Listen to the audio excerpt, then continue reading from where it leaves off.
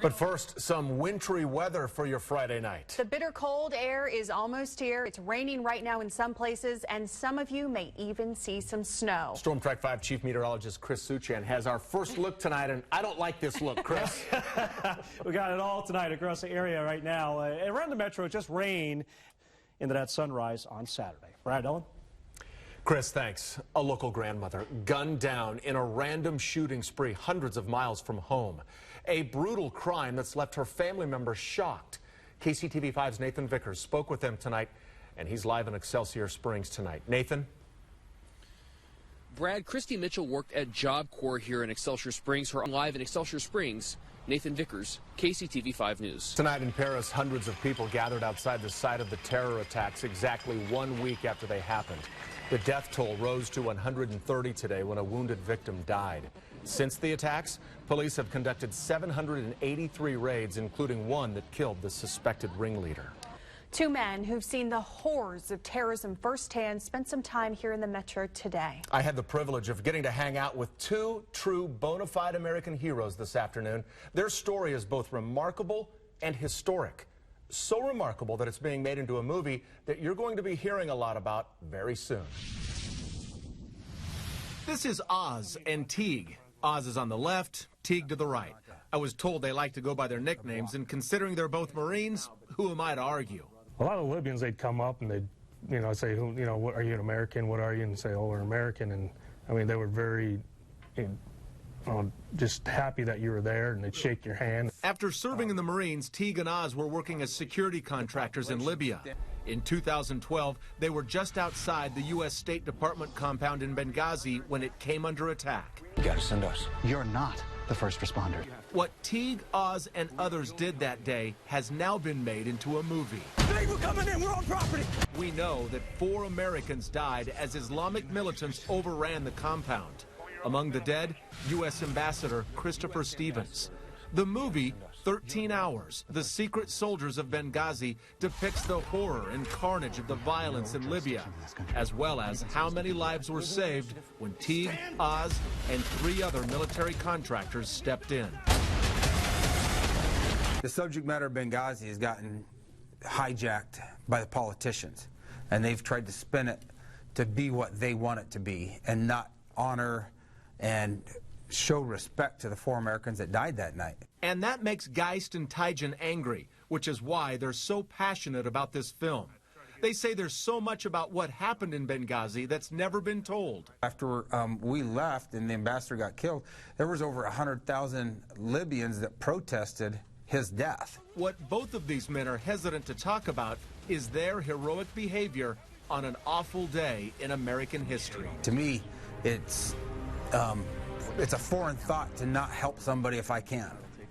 I mean, if I have the ability to make a difference in somebody's life and I sit on the fence, what's that say about a person's character? The movie, 13 Hours, opens in theaters nationwide in January. And Oz, by the way, is from Colorado. Teague is from Iowa. 2 really down-to-earth guys who acted heroically under almost impossible conditions. And so many soldiers, just they don't want to take the credit for their heroics. And, yeah, exactly. Those guys sound like they're kind of the same. Great guys. Yeah. A group of Missouri's governors, past and present, gathered in the metro tonight, and they were focused on the state's economy, but they also spoke about Syrian refugees. Unlike many of the state lawmakers around Missouri, Governor Jay Nixon wants Missouri to open its doors to those fleeing ISIS. Those folks working through Catholic Charities, working through other non-governmental organizations that want to come into our communities, assuming they've met all those vettings and they're safe, we need to make sure we keep the option open for Missouri families to be involved. Former Governor John Ashcroft, who also served as U.S. Attorney General, says Homeland Security should step up and help states make sure refugees do not mean the U.S. any harm. Soldiers disgusted after a man's caught lying about his military service. It just made us a little suspicious about what was going on, since this is supposed to be helping veterans. Next at 10, a KCTV5 investigation uncovers the man's not the decorated war hero some trusted. Right in time for holiday travel, a break for your wallet. Gas prices are dipping, and some of the cheapest are just outside the metro. We'll show you where drivers are filling up for $1.52 a gallon. it's unbelievable.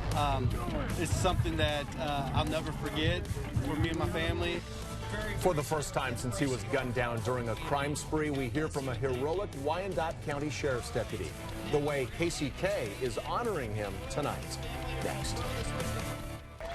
A big honor tonight for a sheriff's deputy who spent months in rehab after a shooting during a robbery. Wyandotte County Deputy Scott Wood turned on the holiday lights in KCK tonight. Wood had just wrapped up a shift back in March. He stopped in a 7-Eleven to grab a bite to eat when 3 men came in to rob the place. Wood spent weeks in the hospital. Everybody's prayers, phone calls, cards, support, people just walking up to me and shaking my hand and thanking me has really meant a lot to me and my family. Now we're gonna light The 3 men accused of shooting Wood are facing attempted capital murder charges. Their trial begins in January. Gas prices are dropping again. Right now, the capital of cheap gas is Leavenworth, Kansas. It's selling at just $1.52 a gallon. We spoke to one woman who paid less than $1 with a discount. People are driving from all around to get gas and take advantage of what residents say is a bit of a gas war. A national group founded to expose those who lie about their military service is going after a local man who appeared on KCTV5. Back in July, local veterans were guarding a military recruiting office after an attack in Tennessee. Online, one of the men presented himself as a special ops soldier wounded in battle. KCTV5's Betsy Webster dug into this man's past, and it turns out he's not who he claims to be. She's live in Olathe to explain. Betsy? Betsy Webster, KCTV5 News. Betsy, thank you. Acts of stolen valor are hot topics online, and many of you are already talking about this story on social media. Yeah, a lot of people are. Tell us what you think. Visit our Facebook page, or you can always tweet us. All right, let's talk about what's happening just to the north of us, because I understand there's some white stuff coming down. There's been some snowflake reports coming in from northern Missouri. 95% of the area right now is just rain at the moment. But if you want to get the kids up 2, 3, or 4 in the morning and check the porch lights, you might see a snowflake Kids tonight. are going to be excited. Yeah, I'll be checking the porch lights around 3 in the morning just to see. Always get excited for the first snowflake of the season. On Thursday. Thanks, Chris. Well, what's the latest with the Royals and Bubba Starling? We have some news to report, and it's good. Brad Fanning has the story next in sports.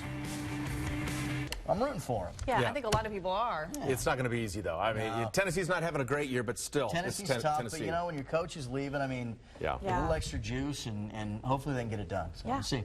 Get to a bowl game. Yep. Thanks, Brad. More to come when we come back.